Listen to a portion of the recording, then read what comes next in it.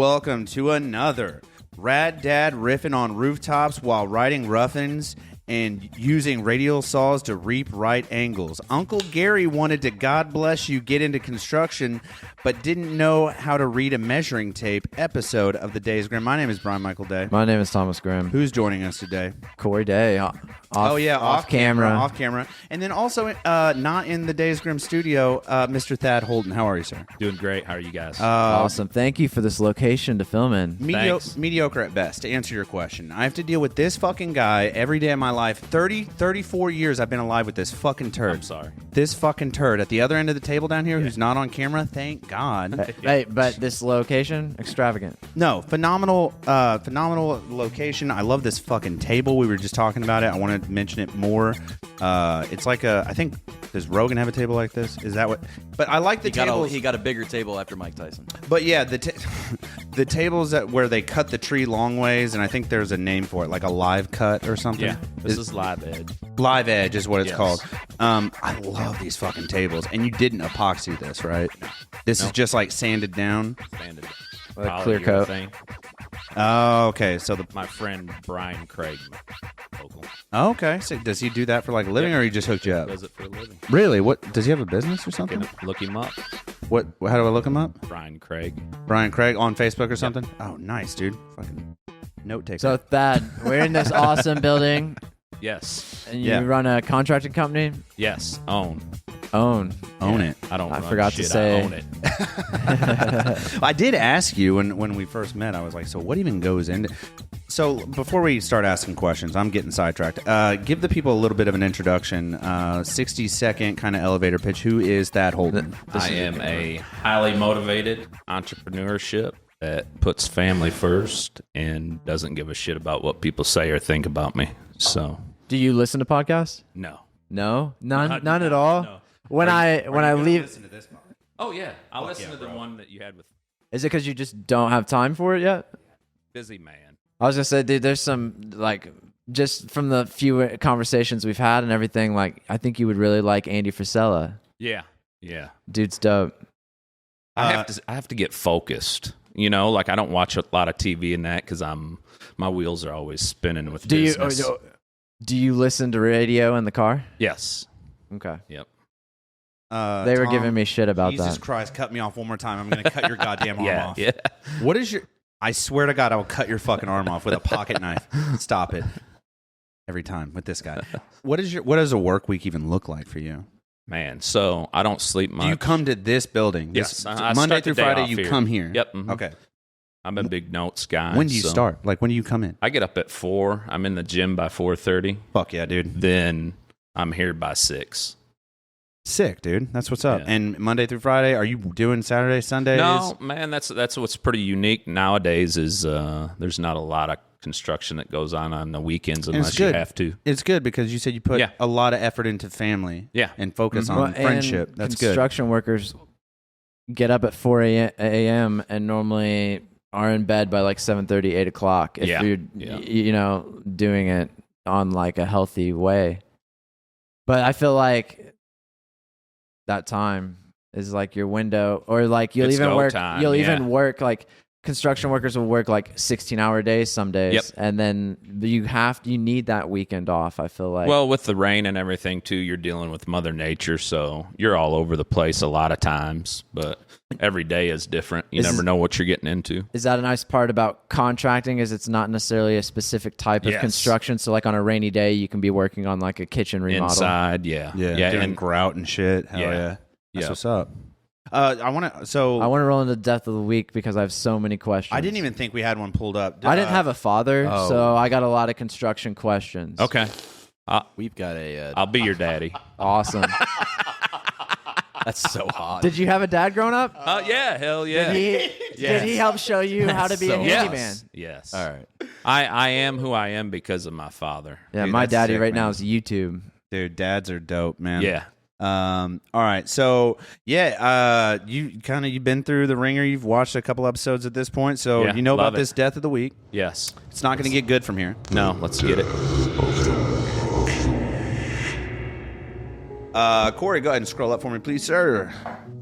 And can I get a little zoom action, please? And thank you. This is think I have cataracts. Where do I start? What's happening here? Jesus Christ. Start here. Okay, here we go. I don't have a title because Corey's not showing it to me, but this week's Death of the Week is a 27-year-old who also went by the name of, those are wildly different names, was also, he was found dead in marshland surrounding the Georges River in Sydney's south last year. Police say that the severely decomposed body was found just after 6 p.m. AEDT on 1 November 2008 by two children aged 9 and 14, so they are fucking ruined, who told their parents they had seen a body in Oatley Bay while on a canoeing trip. Police say Mr. Liu had been dead for 12 days before being discovered. The homicide squad has been handling the case in conjunction with Hertzville Local Area Command, former Strike Force Renfree. Fuck that means. But so far, no arrests have been made. This is in 2009. This is in 2009. So they have now released an X-ray of the 27-year-old's skull and neck, which shows it was filled with 34 nails. Quote, post-mortem examination results revealed Mr. was shot repeatedly to the head with a high-powered nail gun. Similar types of nail guns can fire nails up to 85 millimeters long, end quote, said Detective Inspector Mark Newham of Homicide Squad. The head of the Homicide Squad, Jeff Beresford, says that the weapon has not been found. Quote, if anyone knows of a particular nail gun that has been stolen from them or from work premises, building sites, etc., we'd be grateful to hear that information, end quote. Again, that was Jeff Beresford. He says that the victim had been in Australia for 8 years but has no family here. Quote, in 36 years of investigation, I've never come across a murder of this nature using a nail gun, end quote. Quote, may I say it's particularly brutal and vicious of a murder, and we are seeking information from the public so we can bring this inquiry to a conclusion. Scroll up to the top so that you can see the picture. Yeah, can I get the? Is the screen fucking recording, Corey? It better be recording. I will fucking chop your arm off too. It's probably still recording from the first one. Can you double tap and while we're gonna chat about this picture? Can you just scroll over and make sure it's recording, please? Homeboy here that is on screen. You're seeing a man's head full of fucking nails. Yeah, it was murder. 34. That's crazy. Nails. Yeah. Nailed it. Really nailed that execution. I hope they can nail down a suspect. You've messed with nail guns before. Yeah. Oh, it's dangerous as shit. Yeah. And they come in like air compressor, non-compressor. Yeah. They come in a bundle. Yeah. Everybody uses the battery operated ones now, pretty much. But yeah, it's crazy. You got to be careful when you're doing your. You're not doing like nail gun darts. No, hell no. Has there ever? You can pull the trigger back and shoot them just like a gun. Yeah. Has there ever been a time you had fun with a nail gun? Oh yeah. I mean, you can. Well, let's. I don't want to get you in trouble, but yeah. maybe in your youth before you own a construction company. But when I like, was just a grunt labor. yeah. But I imagine you probably could do like a dart game. How far do they shoot? You know what I mean? I mean, like if you were to just, would it shoot across the width of this room? Oh yeah. Really? Yeah. And stick into the wall? It'd go through the wall. Some of them. You think you could kill somebody? Oh yeah. Could you kill somebody at the other end? Yeah. Yeah. Without a doubt. Yeah. Yeah, if you're good. That's the most metal shit I've ever fucking heard. Yeah. I need to get a goddamn air compressor and a nail gun stat. Did you guys ever do like a target practice? Maybe once or twice. Maybe did an outline of a body. Yeah, we're just testing for accuracy of our nail gun. That's all it is. A lot of work got done that day. What do you prefer? Do you prefer battery powered or do you prefer compressed? The compressed, you'll get more power. You just get more ass out of the compressed air, right? Exactly. The battery, I just feel like, and that's It's just more convenient because you don't have to worry about hoses and when you're I'll up make on this. trusses. I do want to talk about your entrepreneurial ship. I can't say that Yes. fucking word. Journey. I want to talk about that journey of like doing different things. But before we get there, since we're talking about tools, is it always for you like the original like gas or motor powered or air powered over battery? Like, or is there a battery tool that you actually like fuck with that you like? You know, is there a battery tool you trust and work with? It's Makita. Makita, and what kind of tool do you prefer with the battery power, or is it just like anything? It's multi. It's you got your drill gun. That's the main one we use. I use. Yeah. Okay, nice. Just an interesting thought. Milwaukee, excuse me, not Makita. Milwaukee. Oh yeah, Makita is from Japan. Yeah. Milwaukee's legit as fuck. Yeah. Everything I have is Milwaukee. No, but so entrepreneurship. I'll start with that. So like, we should start with like high school. Did you have like an entrepreneurial bone in high school? Were you like mowing grass and have a job, or like what was that like? I always have worked. Growing up, always had jobs. I was 16, bussing tables. It's kind of where I found my passion for restaurants, and it just grew from there. And so we'd already established you had a father. Yes. And so like, lucky you. well, like up Yes. through high school and stuff, like you got to like, they had a house they didn't rent. Yeah. So you got to watch him fix up things that when they would happen and go wrong, and you probably actually got to help and like learn some of that stuff, fend for yourself, make it work. There's a way. It was good family household. He was a manager in a big plant, and he was a hard ass worker also, and it just fed off that because we weren't ever given anything as kids. We always had what we needed, but we still had to work for it. So Right. Yeah, and I feel like that's an important quality that I don't know that a lot. We talked a little bit in another episode with Donnie about how kids are being raised now, and it's just like I feel like there's a real change in values in the last 20 years. I'm seeing kids now that they don't work for their allowance, like they just get an allowance now. Like, you don't have to do anything for it. Like, I was washing dishes, cutting grass, putting shit up around the house, cleaning the house. Yep. My brother was the same way. Now there's graduation You were the parties same for way? preschool. Like, your allowance you had to work for. If you wanted $20 or $10 from mom. You or go mow some grass. Yeah, go mow some grass. Hey, go do the dishes. Go do some laundry. I mean, when my kids were in restaurants, when I owned my restaurants and that, they were in the back washing dishes.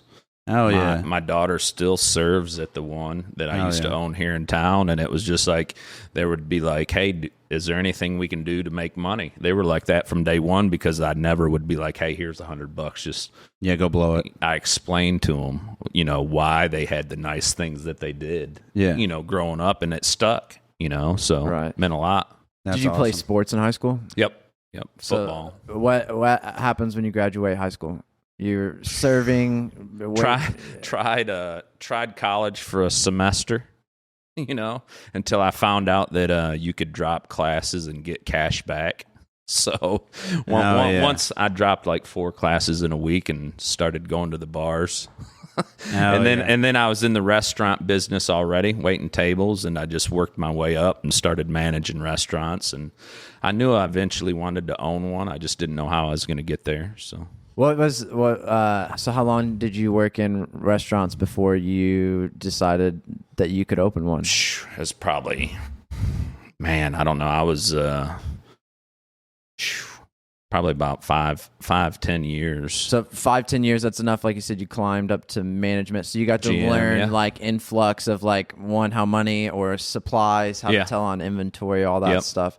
I feel like that's very important for somebody that like wants to get into entrepreneurship, is like even something as simple as like a restaurant, and you like work your way up that little bit, see how the tree is from like the roots to the whole way up the system. and like how to manage it, because like it's one thing to work and have these ideas, but then you look at like, oh, we're limited on money, or we only can get X amount of supplies, or also, and I'm going to take this moment to just say I'm a huge proponent of hiring within, or like promoting within. I feel like anybody that gives a fuck about their company, I'm not including you, I'm just saying anybody that's like building something worth building, you should always consider hiring from within. Most people feel this way. But god dang, like nothing pisses me off more when you have someone externally come in and they're like now in charge of something they don't know how it functions. Yeah. Fucking drive you nuts. God, that drives me nuts, doesn't it? Yeah. So is that a principle you guys kind of believe in? Always here have. at Holton? Your Always internal have. Holton first? Contracting. I have a lady, Stephanie Thomas, that works for me, that I brought her from Beef O'Brady's. Nice. Brought her on board with me because, and I've promoted her within when I owned Beef O'Brady's. Yeah, dude. And Fuck there's a whole group of people that still work there that I'd love to keep growing my businesses, to get them on board with me. Invested interest is another thing. It's like they've been with you, like you were in the restaurant. Like you had been there. You are invested. Yeah. Like, give me a shot and I won't upset you. Like, I'm already here. Yep. And I already know how this shit works. Like, I'm in the trenches. Like, just give me a shot and I'll tell you how it could be better. Do you think there's so much like it's so drugs important in the What'd you say? Drugs in the restaurant community? Oh, fuck it. Well, what do you think? Well, of course. Yeah. You never do a drug test on your kitchen staff because you'd never have a kitchen staff. Right. You know? Correct.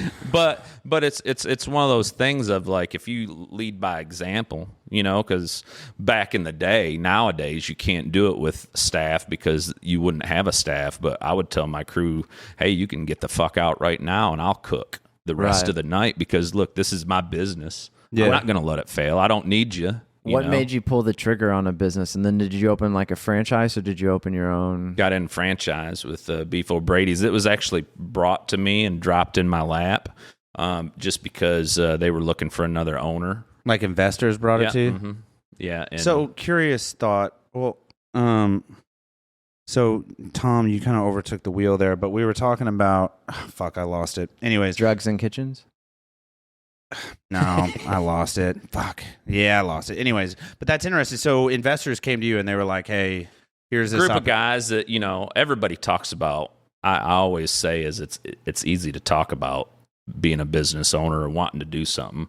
That's why there's hardly any ever, that's why there's not a plethora of entrepreneurships or entrepreneurs out there, because bottom line, you get to a point where you got to sign everything away. Unless you have everything investors up for collateral. Yeah. Yes, you gotta sign the house. You gotta sign the damn near the kids. Yeah, the dogs. And at the end of the day, the only people that you can bitch at if you ain't making money or being successful is yourself. And that's what people can't do as an entrepreneur and own your own business. Hold themselves accountable. It's more than owning a business. It's like I feel like the way that you just described it, you like own your life in a different way. You own your house in a different way. It's you know what I mean? Like you really fucking own that shit. Yes. You know what I mean? Like you fucking own those dogs, dude. Yeah. I can't say fuck it, bank, take my house back. Yeah, dude. Like, guess what? There goes 3/4 of my shit that your business is wrapped in it. Unless you have investors, but then the investors still make you sign paperwork. Yeah, legalities and all the bullshit. Yeah, you can back out of this, you can't back out of that, or you sell this. Yeah, it's bullshit. And speaking of, would you rather do, like, say we're starting from scratch, you don't own anything. If you were to start a new business today, would you prefer to have $9 million from investors sitting on the table, build whatever you want? Myself. You would prefer no investors. I've had too many people ride my fucking coattails through my businesses because I'm the one that will not fail and succeed. Yeah. Than have somebody that just rides my coattails because they have money. All right. So with the entrepreneurship, are you just like trying something, it not working, taking note, or like are you studying, or like what? I've always been precise. Like find what you love. And, the biggest thing to success is asking for help. Like mentorship. Yeah, mentorship. If you don't know, you better be picking up the phone and calling. That's why I believe I'm so successful. I'm successful in my eyes. I don't care what anybody else thinks, but what made me successful is, hey, I don't know how to start out building. So I called my contractor friend. Yeah. Who's built for 25 years, and he took me under his wing and started showing me the ropes, and boom. After one restaurant, what was the next move? We started picking up failing restaurants and flipping them. Like family-owned or franchises? No, same franchise. Same franchise? Beef O'Brady's. Different cities and stuff? Yeah, around our area that owners were burnt out. They were failing, and they just needed true owners that were re-engaged running them. So we would get them and just breathe a new life into it. Yeah, exactly. put some invigoration So in it. this buddy of yours that was a contractor, was he getting hired in to help revamp some of these locations, or were you having to do it yourself? No, or? so when I was working, I used to work at Ford at the Kentucky truck plant. That was how I really got my start of getting money. Yeah. Yeah. And I used to work there, so he built my first duplex. I invested in a duplex. Rented out one floor? Yeah. And he said, "Hey, I'll cut you a deal if you do sweat equity with me. And if you want to learn how to build, I'll show you through your entire project of building your duplex." Boom. That's awesome. That's tight. Yeah. And this guy's still up and running too? No, he's retired. Steve retired? Hain. Shout out to Mr. Steve Hain. So did you read Rich Dad Poor Dad? Well, like, what gives you or I guess you had a father, which seriously, dude, like, I didn't have that. So my grandpa. I don't know why he's reiterating this, by the way. He's like, I'm sorry for how uncomfortable he's probably making. No, you I'm feel. not uncomfortable at all. Jesus fucking Christ, my dude. grandpa always said if you buy your first house should be a duplex. You should have bought a father, dude, is what it sounds like. Right, God exactly. damn. But I'm just saying, like, well, who told, like, how did you make that connection of, like... I don't know, man. I think it all instills in, like, just seeing my dad. So See? I was like I was a sophomore in high school, I believe, and my dad was let go from a job that he had put 30 plus years in as a huge factory. And they let go him and 4 other top management. All had 30 plus years in. Your big corp downsizing. Then they brought in twice the amount of management and paid them less. So my dad was 50-some then, right? Yeah. I'm still in school. He goes back and becomes a correction officer and goes through the physical skills of it and that. And he didn't miss a beat, And I was just like, holy shit. What would you do putting 30 plus years in, and would you just fucking quit? Or would you just not skip a beat? And he just kicked ass. They instilled hustle in you at a young age. Just roll into it. Don't fuck around. Just I'm get a it. firm believer you can do anything as long as you want it bad enough and put your mind to it. That's why we have so many foreigners coming to our country that are entrepreneurs, because they don't have that luxury. No, they're walking. We can start up a business today. Get online and you have an LLC. $200, you're ready to go. Yeah, done. Done and done. Go make your money. Yeah. And it was just like they don't have that in India. They don't have that in China. They don't have that in Bangladesh. No, they don't. And seeing my dad go through that and saying nothing was going to stop him, I just lit a fire, man. And it was just like, let's go. Yeah. That's Fuck around awesome. and find out. So, dude. Yeah.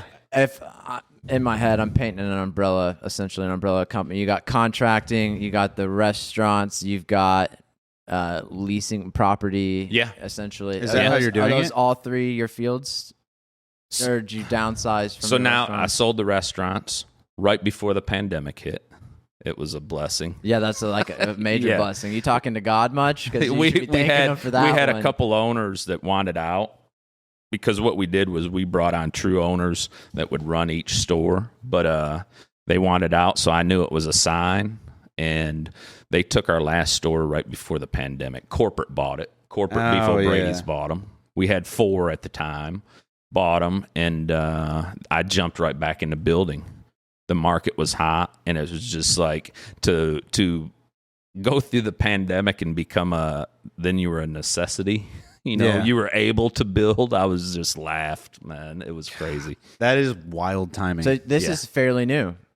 Like pandemic is when. Holton, you mean? Yeah, right? Holton Yeah. Contracting. Yeah. Yeah, I had when I was working at Ford at the Kentucky truck plant, I started up Reliant Builders, and I had my building company then too. So I would work 6 in the morning till 1 o'clock in the afternoon building, and then I'd be at Ford by 3 and work till 12 at night. That's fucking disgusting. Yeah. But and get you 4 hours of sleep. Because Well, how far was KTP from your house? This is one interesting thing. So night shift workers and like handy guys or whatever. Yeah. You can probably fall asleep when you want. Take a 30-minute nap. Oh yeah, exactly. Yeah, Give me a they're all piece the of same. cardboard. Seriously, dude. Those I'm fucking out. Like Lights I'm out, man. Yeah. Put my head down. Yeah. I'm not built like that. Dude. So like I got hella ideas of like all different types of scenario, business idea, whatever, right? But then it's like, what do you do if there's like not a strong suit, like accounting? I'm bad with money, right? Yeah. So like, what would you do in that aspect of like, well, because you have to learn so much. I built a building and rented it out to a CPA, and he does my accounts. Hell yeah. But you gotta, you use the people that are great in their profession. I'm not an accountant, but go find that accountant that fits your needs and use them. Would you say that owning the restaurant business built a very good network for you? Yes. Oh, yes. It's all in who you make connections with. Networking is key. Yeah. We were discussing that in the car on the way here and about networking, and Jake and I in the back seat were talking, which I thought was a very good point, is like people of our generation don't necessarily have like the neighborhood of like the generation before us was completely different than neighborhoods nowadays. And like if your neighbor needed something, you could just ask for it or whatever. Yeah. And I feel like that's low-key networking, is just like you have something, I have something, back and forth, and then you build your own neighborhood essentially nowadays. Yeah, you've got to. Yeah, it's pertinent that, and I think we talked about it again with Donnie, but like being not an asshole to people. Have you ever had an instance where like, I feel like most people, like once you start dealing with like business owners and stuff, have you ever had an instance where you were like accidentally an asshole to someone, or maybe they were accidentally an asshole to you? I accidentally come across as an asshole half the time. Well, that's because the factory worker. Huh? That's the working in the factory. Just my look. Years. Like when I have a lot on my mind, my staff would stay away from me because they said I looked pissed all the time. And I'm like, no, I'm just in deep thought. But I've always been a firm believer what comes around goes around. If you give it out good, it comes back to you good. Yeah. If you give it out shitty, guess what? You're going to have a shitty time all the time. So I just kill them with kindness in the restaurant world. You got to kill them with kindness and listen to them bitch. Yeah. But ultimately understand that if they're wrong, that's fine. It'll catch up to them sometime. Have you always had a level top? Like in that, like able to keep your cool? Like, have you done a project for somebody, spent 30 days on it, and then come in and be like, no, I don't like that, and you have to like damn near start over? No, because communication is key. You gotta be if they're process. Going down a rabbit hole. Like I'd have told Donnie to shut up like freaking 30 minutes ago. Like when he started talking about building a house or something, I'd be like, Donnie, you're done. Actually, just kidding. There is someone who thinks you're an asshole. It's Donnie. Yeah, exactly. Donnie loves me. I love Donnie. Oh, Jesus Christ, man. No, but I think that, networking is especially... It's huge. Oh, it's so huge if you're trying to build and like... Well, and you are your brand. Yeah. Yes, too. exactly. So like if you're known as a hothead, you're going to hurt your brand down the road. We have big business owners in Evansville, Indiana that are fucking kind of chody. Yeah. And they just have that. I've never even worked with them, but they just have that stuck to their name because they had several bad interactions. Yeah. And now that's just who you are. You're just a fucking asshole. I tell people all the time, like when I build your house, I'm like, there's two things. One, I'm totally transparent with numbers. I don't hide them.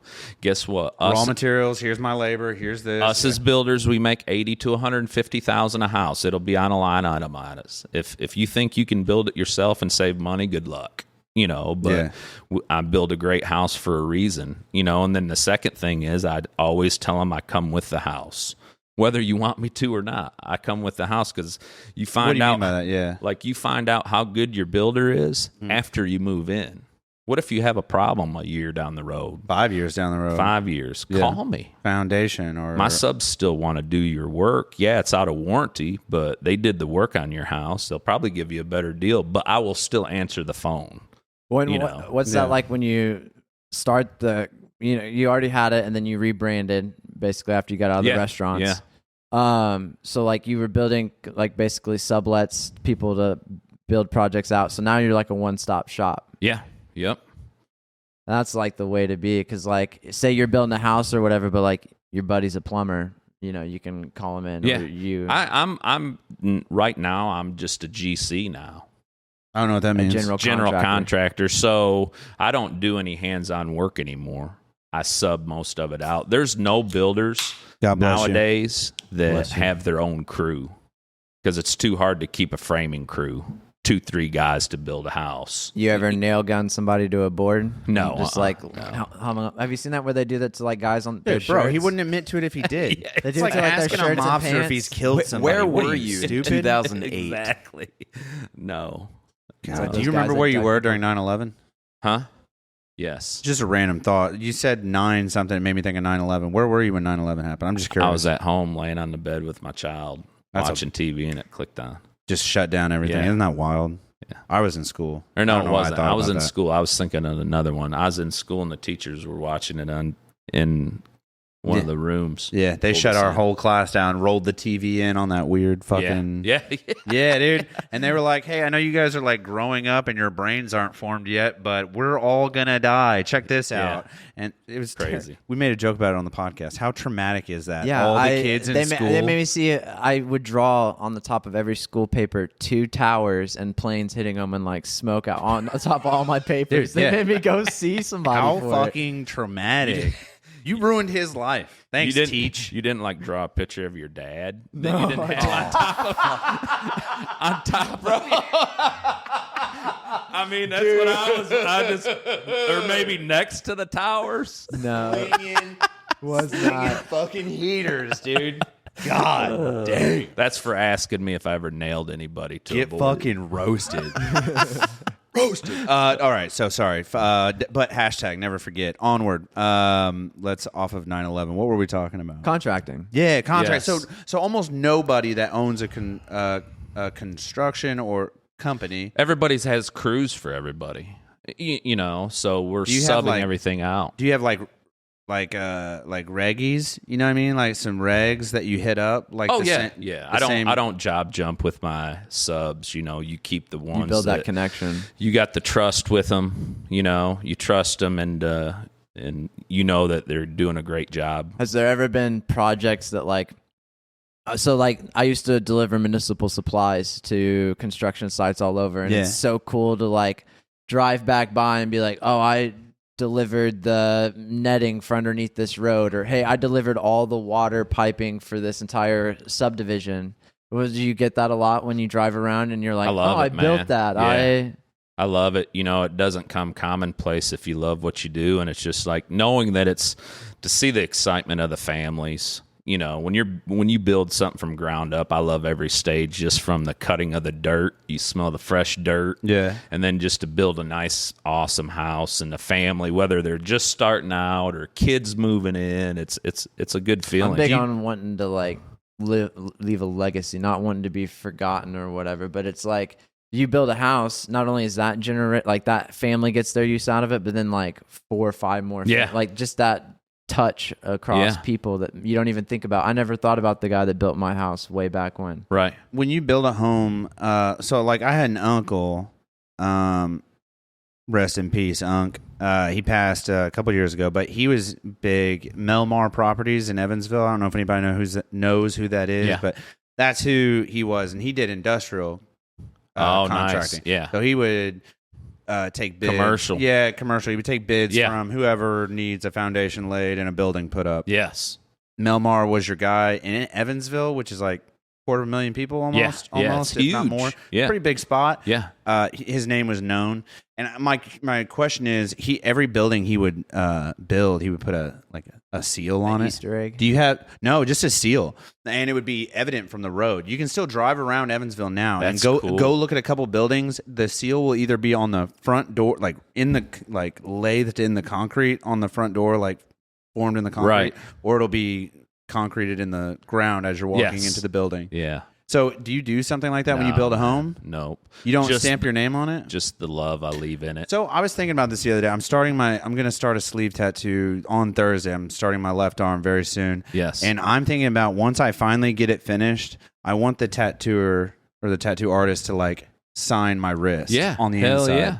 But I think that's like neat though and my uncle was a dope dude. But like it's cool when you see like that weird like or an Easter egg or something where you're like that's awesome. I never even thought of it. Like it's just a signature like boom. Yeah. You know, I replaced one toilet with a grandpa, and I put my handprint there, and they just had to replace that toilet now. No way. Amount of years later, and I was like, "Can I come over and help Tiny do little that?" handprint. You know what I mean? 'Cause, like, it's my handprint, and then like I signed it or whatever. That's awesome. And like, so it was cool to see that. It's pretty neat. Yeah. Just to go back and be like, "Oh, I helped with this" or whatever. Yeah. It was pretty cool. Yeah, it's pretty tight, man. I don't know. I think you should look into some SIGs, dude. Think about it. A little signature. You know what I'm saying? Exactly. The downside to like contracting and like for factories and stuff like that is not only is there specific deadlines, and if you even appear that you're starting to fall behind, they'll look at somebody else that's like cheaper and they'll be like, all right, here's you're done. We're bringing in this guy to finish up type deal. That brings up a good question.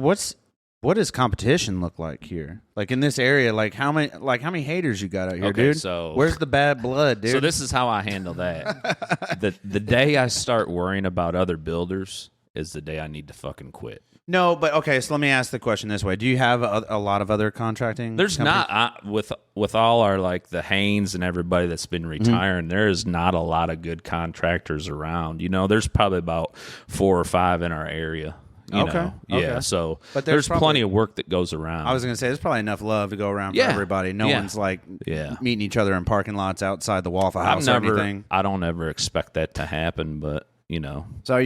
So somebody's already basically got blueprints and everything drawn up for you? Yeah. Is it weird to like learn how to read a blueprint? No, once you go through them, as long as you know your measurements and know what you're looking for, it's pretty simple. It's not like it's all. It doesn't matter in a car diagram. You know, you got to get your load. You know how much of your load lengths and widths and load bearing points. That's your biggest things you got to look at. Is there a project that you ever had to say no to? Can you use your man voice from the other side of the table? Yes. God damn. Yes. He was like, what was your fucking mousy question? I'm joking. What's up? What'd you say? He's going to fucking climb over this table. This fucking desk. No. There's that fucking man voice. Is there ever a job that you actually had to say no to? I do a lot. Are they all for different reasons, or is it just like there's a specific reason, like just like you don't do that type of job? I always do a meet and greet here at the office. Okay, and we'll sit down and chat and talk numbers and just talk shop and what are you looking for, or what are you wanting, and if I don't get a good vibe, I'm blessed enough to be at the point in my careers that I can say no. And I don't have to take them, whether it's going to be one of those nightmare builds where they don't have the budget, but they want it. Now, saying that, is there a job you took that you wish you didn't take it? Really? I have not. No. Okay, that's good. Not at all. No. They've all been great. He said that's good. Well, You're fucking right. That's good. I have people. I have people that I know that like they do contracting, where they do plumbing, they do building, things like that. They've taken on jobs. And at the end of the job, they're like, nightmare. I will never fucking do that again in my life. Yeah. Like, now, you got to remember, this is mainly new construction, residential. Okay. I don't do a ton of remodels. It has to be a pretty... You're not doing odds and ends. You're not like just laying a foundation and piecing out. Yeah, you're not doing framework and then just... I do it all. Yeah. So that's pretty tight. I was just thinking like House of Hope and how that's getting like contracted out or whatever. Like, I don't know who's heading. No, but I'm just saying, like, has there ever been like a local community project that like you got to go in on and help?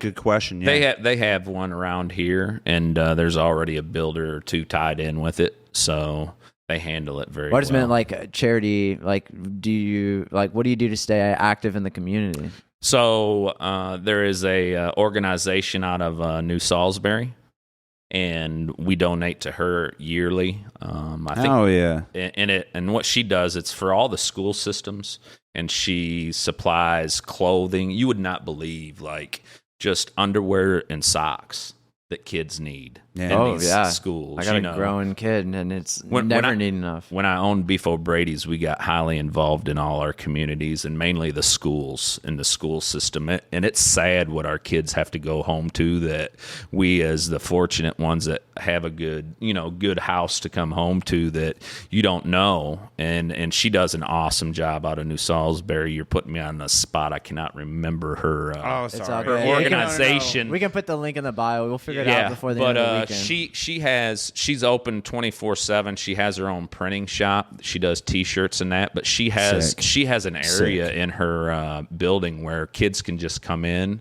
and shop, where people donate clothes. Get clothes if you need socks, underwear. So me and my subs, we made it a point this year to start donating. How old were you when you had your first child? And where on your business journey were you? Did you already own the restaurant? No, heck no. I was like 13 when I had my first job. Really? Yeah, just mowing neighbors' yards. No, I meant child, when you had your first kid. Oh, when I had my first kid. I was like 13. Damn, I'd be out mowing grass 9 too. And 10. That's what Donnie was saying, 9 and 10. I tried to beat it. That was the I tried to beat it. We were talking about. God, exactly. Getting busy early, dude. No, how old was I? I was at Ford at the Kentucky truck plant when I had my first kid. Light more of an entrepreneur flame? Did that more Glad fuel you brought to that your up. fire? I was like, it was like my son was 2 or 3, and I was busting my ass, man, and I was just hitting it, grinding it, and then it hit me. Okay, this is why I'm doing it now. For my family, for my kids. Before it was just selfishness. My wife and I, we wanted a new vehicle. Nice stuff. Yeah, you want nice stuff. Yeah. Now it was just like, man, nothing's going to stop me now because my kids are going to be successful also. I feel like grinding, there's when you get that entrepreneurial itch, right? Mm-hmm. And you want to be a grinder, you want to be an entrepreneur, you want, but then there's a smart grind and a dumb grind. And it's like in the beginning, Brian likes to say, I juggle 100 different things because I work a full-time job, one ball, and then the family's another ball, and then helping out with Cub Scouts is one, and then the podcast, the candle business, the video stuff. First off, don't fucking put me on blast, dude. I don't try to say anything. You do juggle too many things. I do, and or too many irons in the fire or whatever, right? So, but part of it is you get used to that. You can juggle it for a little bit or whatever. But the downside is when one ball falls, the others kind of suffer. Did you ever run into I always say when you're successful and you got a great work ethic, and that you're always going to have stuff come across your desk, and you just got to be careful and pick and choose. I learned that young. Prioritization. Because you could work when I was working at Ford and building. When I quit Ford and started building, I made more money than I ever did working those 2 jobs. And Ford was a great job, and I was building really good. Yeah, exactly. What made you take that push? Was it just your contracting work was getting too long? Yeah, started getting successful. Times? Yeah, and I was just like, man, and Ford's a grind, man. It's factory life. I knew that I did not want to be in the factory the rest of my life. Yeah, it's great pension and nice retirement, but I knew I was an entrepreneur and was going to do other things. That it was a great stepping stone for me with the money I made. Were you able to put back some money working for KTP to put into this venture now? Yeah, so when I took the buyout from Ford, we got $100,000, right? Brought home 65. Yeah. In the fucking government, dude. Oh, exactly, Christ. baby. See, that's Love fucking criminal.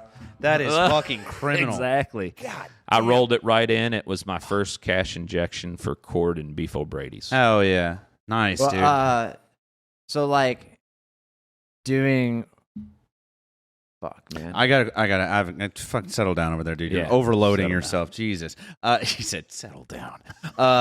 So speaking of money and speaking of investing into your future, using kind of your quote 9 to 5, the KTP job.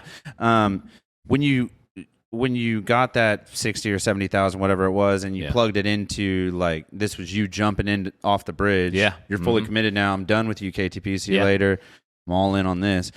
How important is it to to be, I know you're not an accountant, but to be good with money, to be not necessarily good with money, but to not be irresponsible. Yeah, you have to. And I'm asking specifically for Tom because he's fucking dumb with money. If I ever get big, I have to have an accountant. He is so bad with money. Yeah. He has $9. He spends $12. No, it's so bad with money. As long as you know your numbers, though, that's the problem with a lot of people that get into business is you don't know your numbers. You don't understand business. And I was self-taught. Like overhead, I didn't know what the hell overhead was. That's just like what's...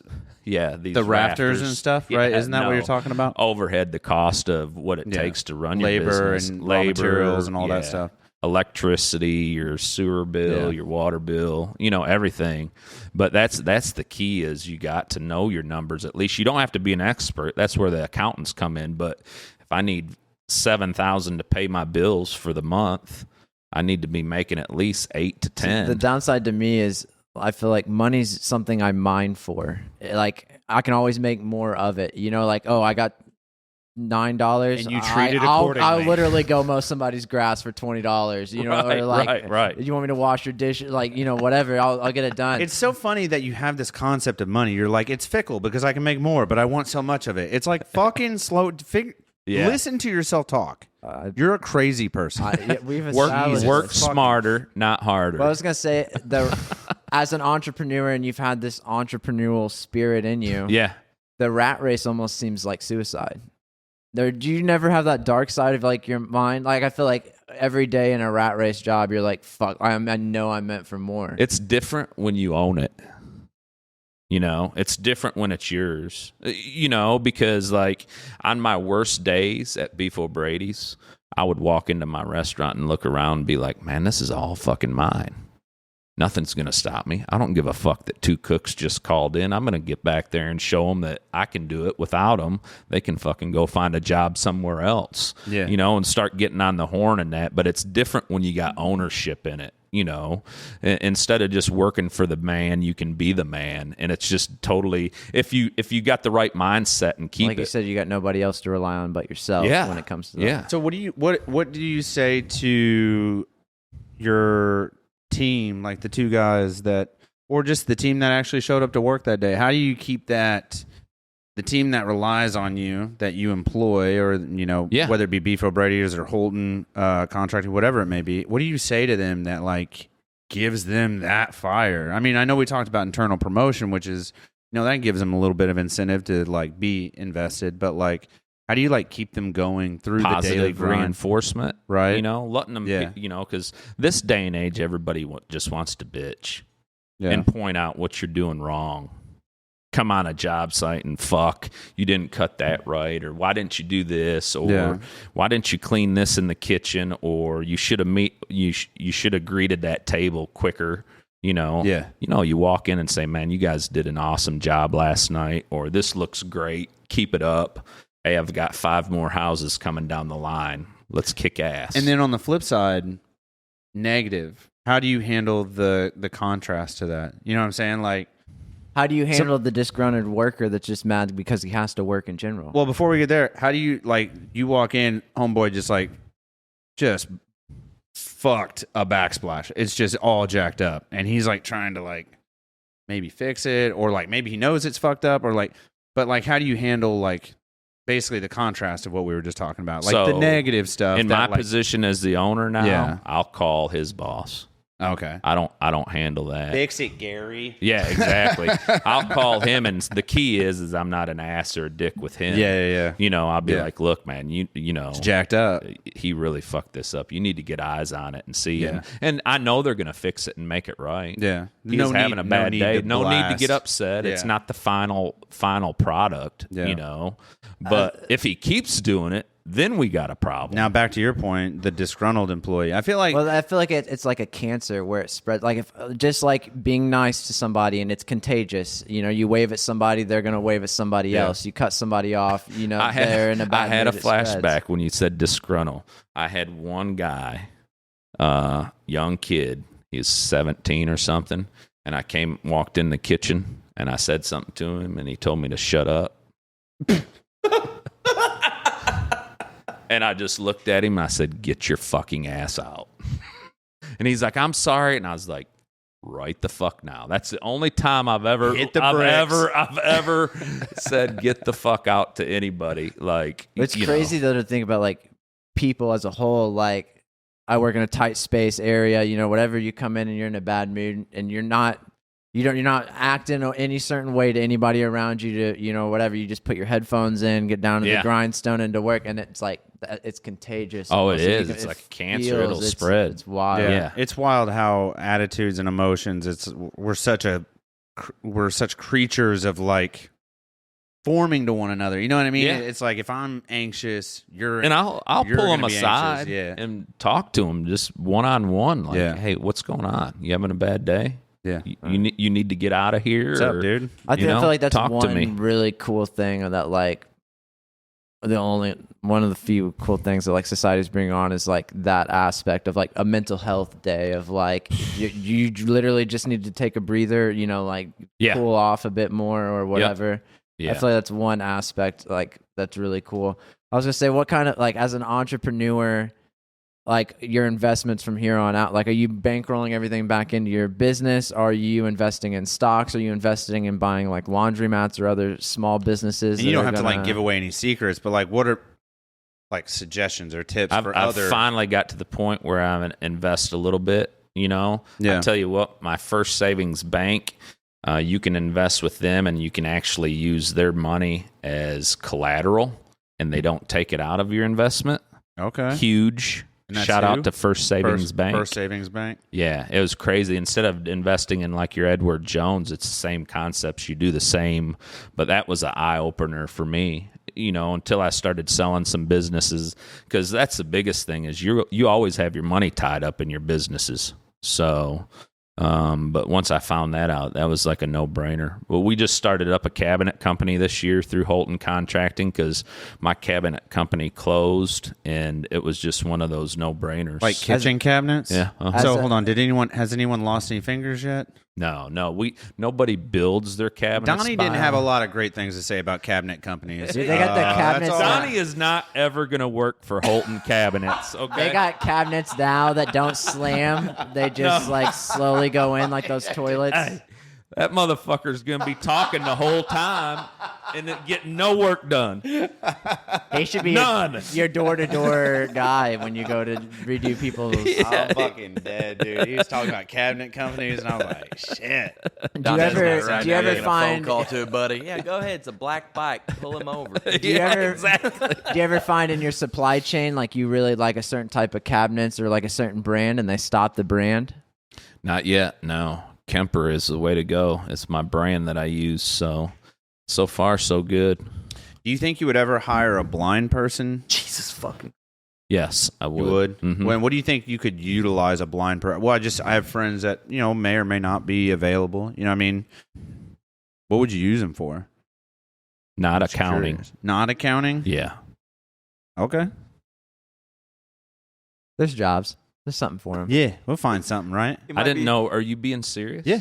Okay. I thought he was being a dick. No, would you hire? I was like, why are you being a dick to the blind community? It caught me off guard. No, like they could do accounting, bookkeeping, easily. Legitimately. Yes. Legitimately. I'm just thinking of like weird scenarios in which you could hire somebody. Like he saw the FFA's hiring more diverse, and so he likes to think of Did weird. you see this? No. The FFA, they're the Federal Flight Association or whatever. Yes. Yeah. So now they're like mandating that folks like Delta and American Airlines, they have to have a set number of like inclusive individuals. Like okay, I people got with you. disabilities. And the list is dwarfism, mental issues, epilepsy, missing extremities, all things I would not trust somebody to land a plane. Psychopathy was on there, right. like mental disorders. Yeah. And they're like being told they have to hire these people. I don't know how true it is, but if we see some dwarves up in like pilots' cabins, we know it's happening. Like Peter Dinklage just like comes out of the cabin like, everybody sit down. Yeah, we got elves flying this bitch. Let's get it going. But that's what I was. I wasn't being a dick. I didn't mean to.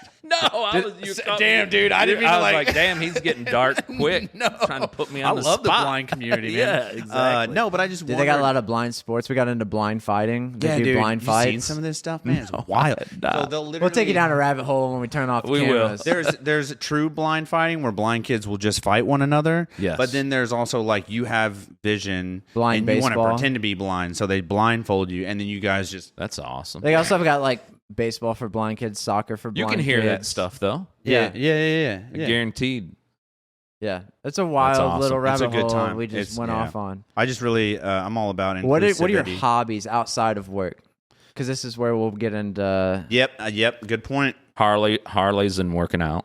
Harleys and working out. Yep. So you're What's big your on favorite? schedule and routine. Where did you, from your dad again, routine, schedule? Yeah. I've just always been structured. If I don't make a list for the day, man, I'm lost. You do it every day? Yep, every day. You keep a journal?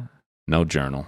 So hold on, you're making a schedule for every single day. Yeah, so when I'm like you wake first up thing and I get here, I'll make out a list for the day and who I got to call We and fucked what I your got to do. schedule all up today, didn't we? No, I don't have schedules on the weekend. Gotcha. Yeah, dude. Fuck Saturday. And Yeah, Sunday. exactly. No, but so If I did, you all would have fucked my schedule up. We're so sorry. Because you guys have no schedule. no, it's fucking bonkers, dude. I'm surprised this podcast. Yesterday I was stressed. I'm like, I'm out of here.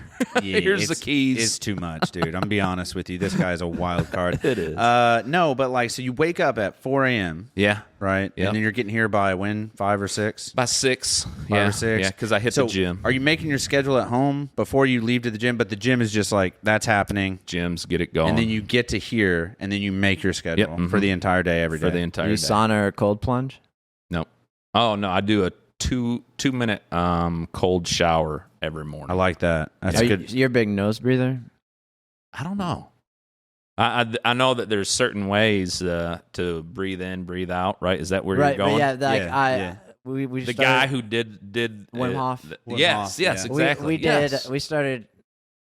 That's why I do. We the decided cold to train showers. for a triathlon. Yes, and yes. I've never really been that athletic or whatever. And so I went in and nose breathing's so much more efficient and better. And I started like, doing all mentally. my 20K runs with duct tape on my or mouth. like Nice. as No, I'm a, joking. or I was. Oh, you, yeah, I could. That's hardcore.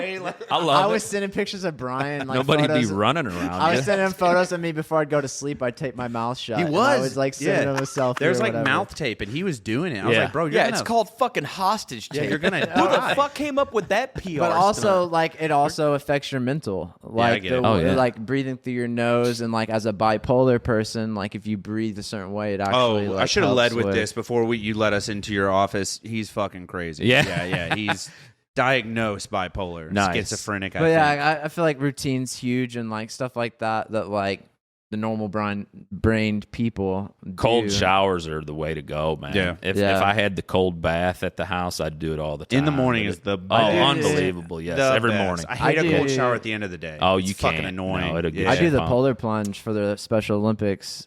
We do it every year. Yeah, dude, Nice. we That's love doing. awesome. We try to do as much charity. That's what kind of we were leaning in with, like the special needs people, and then we asked Yeah. about charities with some companies and stuff because we're like big on that. That's Like, huge. We love blind kids. Yes. They're sick, dude. That's awesome. And then like the Special Olympics is dope. We've done that 2 years in a row. And then there's another company or a non-for-profit chapter or whatever. I don't know how that shit works, but Over the Edge. Have you heard of Granted? They're kind of nationwide, and they have like.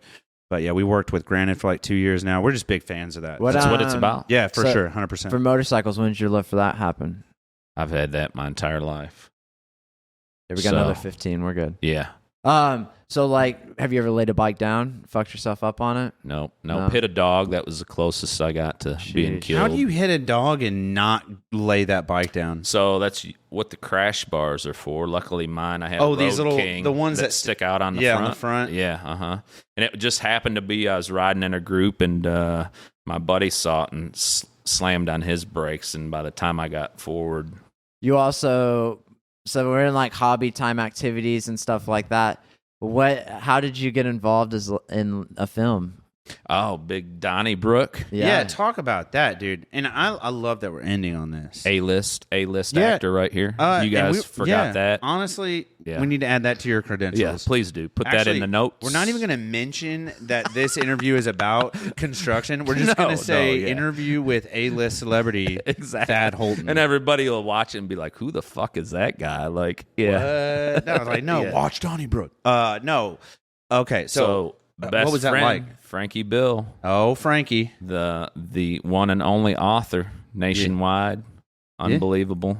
Great friend. I always told him when he started writing books. Yeah. First books he wrote, we started doing readings at Beef O'Brady's. Mm-hmm. He hit me up, so he'd have the readings there. Crimes in Southern Indiana. Sissy, yep. Yeah, banger. Awesome. That's a banger. I always joked with him. I said, look, if you ever fucking get a movie made out of one of your books, my ass better be in it, right? Just joking. Just bro jokes. Yeah, you're just like whatever. Yeah, dude, hook it up. They made Donnybrook a movie, and he called and had 5 of us friends go try out. You know, we weren't gifted it because Frank Bill was the writer, you know. Yeah.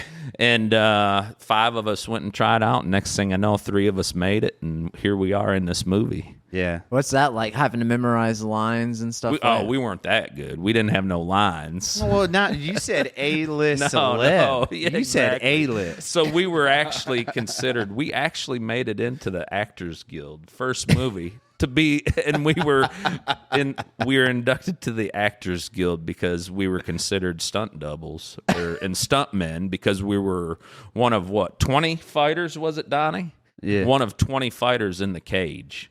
Unbelievable. If you Google Donnybrook, the movie, I'm in the trailer.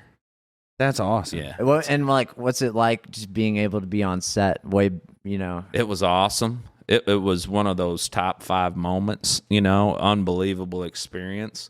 But I don't know if I could ever be an actor. Are the lights were the lights hot whenever everything would be like action? No, it was cold as shit because it was like hurry up and wait. Like, we would start at 9 a.m. We didn't shoot until 3 a.m. I only asked the next day if you've ever done like stage work, because I joked with you. I was like, you don't really strike me as a thespian. You know what I'm saying? Right. Yeah. But no. But so I've done several stage works or whatever, and when you get on stage, dude, those fucking lights burn. For Beefs, I was on the news and that. It's crazy. Yeah, like newscasters. Yeah. Uh-huh. Those poor bastards. Yeah. God, they're dying on the inside while they're smiling and telling you about the news. Well, what I thought was crazy with the movie was like you think it shot all together in that, but hell, they'd have actors in and shoot a part you didn't even know, and then they just put it all together. Yeah. It was crazy. Yeah, a minute at a time. All right, you're done. Get out of here. Or they're just recording stuff out of order. But it's like that's the scene. We were all over that one day, and it was nuts. It's wild. One question that I did want to we're talking about art and, a book to movie to whatever. Do you feel like entrepreneurship is an art, like a craft? Oh, yeah. I believe, yes, without a doubt, you got to love your craft. It is. It's whatever you want to make it, but yes, I do. Was there ever a time on this journey where you just wanted to throw in the towel on being an entrepreneur or When I sold the restaurants, I was at that crossroad, the 4 restaurants right before the pandemic. I was at that crossroads and I was like, man, you know what? Fuck it. I'm just going to go work for the man. Had enough because it's the stress. Take the money and run. Yeah, exactly. Yeah. Be done. And then I was just like, what are you thinking, man? It just wasn't for me. I couldn't do it.